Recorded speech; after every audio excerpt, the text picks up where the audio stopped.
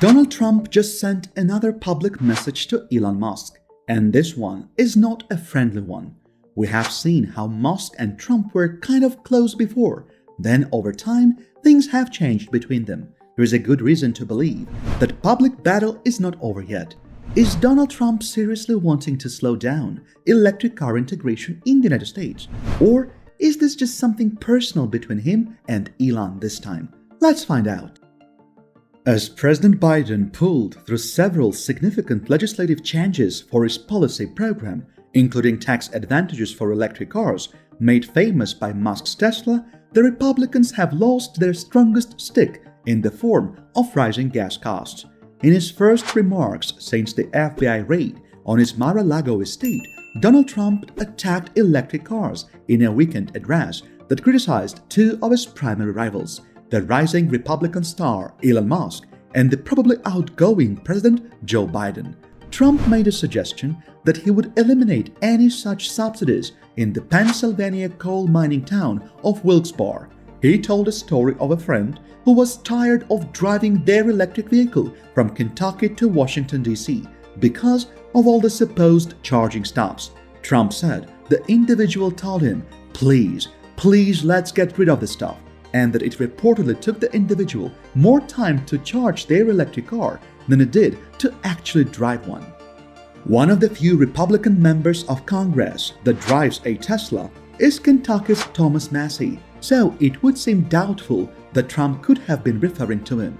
The MIT-educated electrical engineer would feel comfortable driving one since he has been a Musk client for 10 years. Musk's company would undoubtedly suffer from any EV policy changes. His business continues to rule the EV market in the United States despite the best efforts of its rivals. 2 out of every 3 new EVs sold in the United States have a Tesla emblem on the front. Most importantly, the forward-thinking CEO supports Florida Governor Ron DeSantis over Republican presidential candidate Donald Trump and has gained support from Republicans ever since he switched sides. He also opposes Trump's prolonged hold on the party. Musk took to his Twitter handle with more than 100 million followers to say, "I don't dislike the guy. It is time for Trump to hang up his hat and sail into the sunset. Dems should start their onslaught as well. Don't make it such that Trump can only survive by winning the presidency again." Trump responded by calling Musk another bullshit artist. The following argument broke out, leading the Tesla's CEO to inform the former president that his political career had ended. Trump said that Musk had previously admitted to voting for him. Musk tweeted to refute that assertion and responded to Trump that the victor of the special election in South Texas in June, Mayra Flores, was the first Republican he ever supported.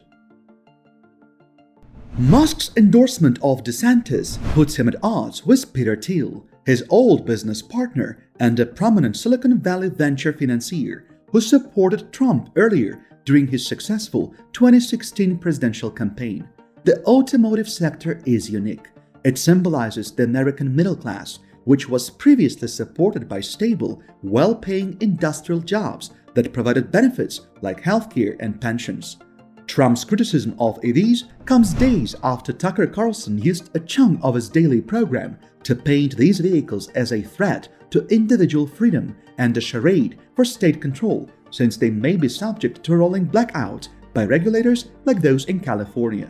The Fox News personality said last week that you have hundreds of millions of Americans relying upon automobiles that the government can switch off in a second, that are, by the way, running software that follows your every step. Any vehicle may be tracked with the right equipment. China implemented this for its new fleet of vehicles. However, Tesla is the company that pioneered the practice of gathering consumer data for the delivery of goods and services, like its full self-driving assistance system and Tesla Insurance. Musk's ardent supporters like Eva McMillan, who counts over 11,000 followers who follow her FSD beta testing and other relevant Tesla material, condemned Trump's attack on EVs. She said on Facebook, "I cannot believe I voted for Trump twice. I spent several years studying his haughty demeanor. He may now be harming Tesla, and that is a tight line. He lost an outstanding believer." Additionally, Musk urged the Democrats to call off the assault and stop concentrating on whether Trump may decide to run for president once again. Musk, who has said he's inclined to back Governor Ron DeSantis in 2024 if the Republican was to run for president, added, "Don't create it such that Trump's only chance to live is to retake the presidency." The billionaire reiterated that Trump would be too old to be president while again endorsing DeSantis. Trump would be 82 after his tenure, which, according to Musk, is too old to be the leader of any organization, let alone the United States of America. As for now, there is no upper age restriction for presidential candidates. Trump would be 78 on the election day if he were to run and win the GOP nomination. On election day in November of 2024, Biden would be a little under 82. Musk, who is 51 years old, is ineligible to be president since he was not born in the United States.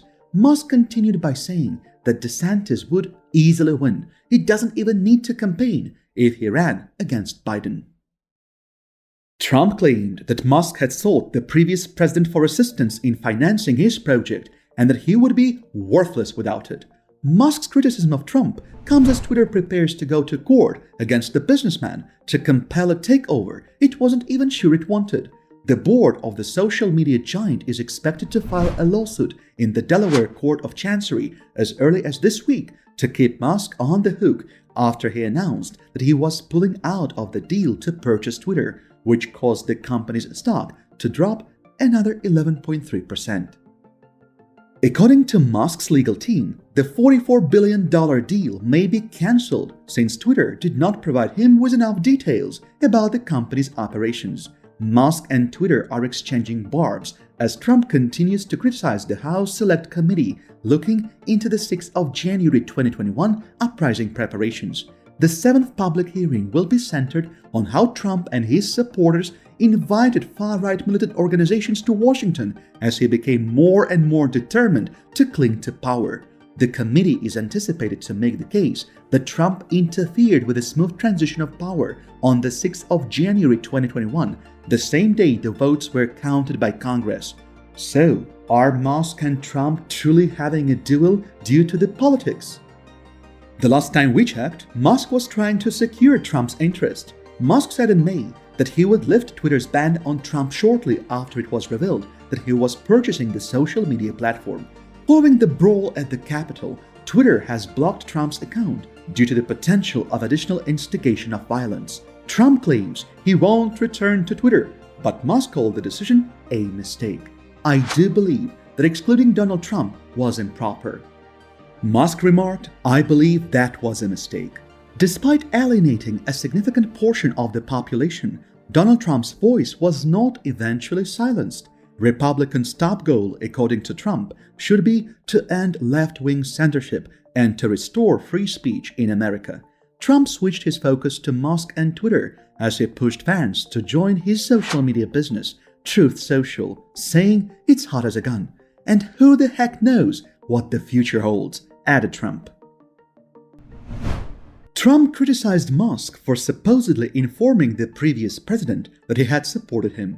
Federal Election Commission records show that Musk contributed to Hillary Clinton's 2016 campaign. Musk tweeted in May that he had voted for Clinton in 2016 and President Biden in 2020. Musk also said that he voted for Myra Flores, a Republican. She triumphed in a special election last month in South Texas's 34th Congressional District, which has a significant Hispanic population and leans blue.